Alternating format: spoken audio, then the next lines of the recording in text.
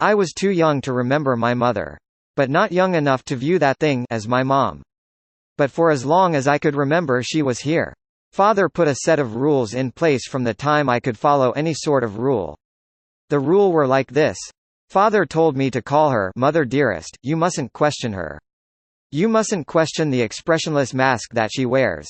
Never mind her slim frame, or long fingers, they are good for cuddling.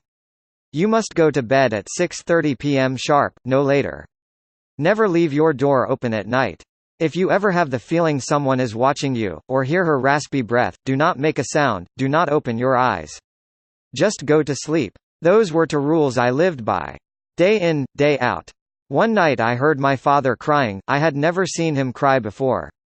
As I peered into the kitchen I noticed her arm resting on his shoulder as she whispered into his ear.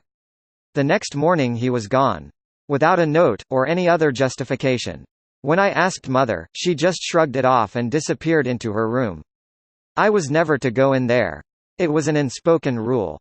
Days went by with little to no signs of Mother. I wasn't allowed out of the house. That night as I was trying to sleep, my door creaked open, and footsteps slowly made their way to the foot of my bed. Before stopping, then after a long silence, she spoke. You do know he never loved you, right? Why else would he leave?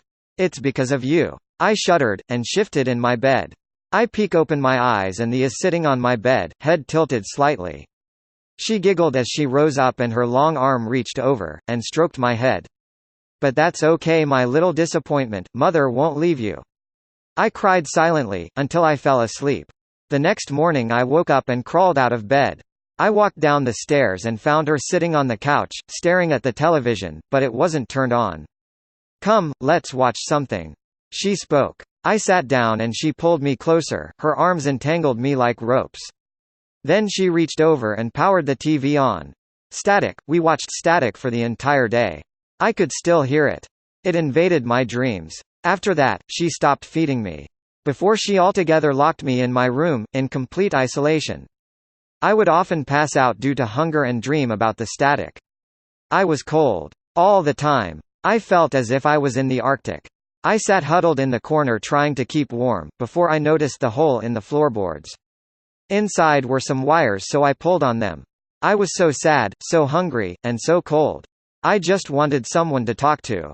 Someone to hold. Before long the wires snapped and sparks flew, catching the insulation on fire. Hours later I wake up in a hospital. These strange people want to know why I was in a condemned house. And who my parents are. I'm so cold. I'm scared, I want to go home. This content was provided by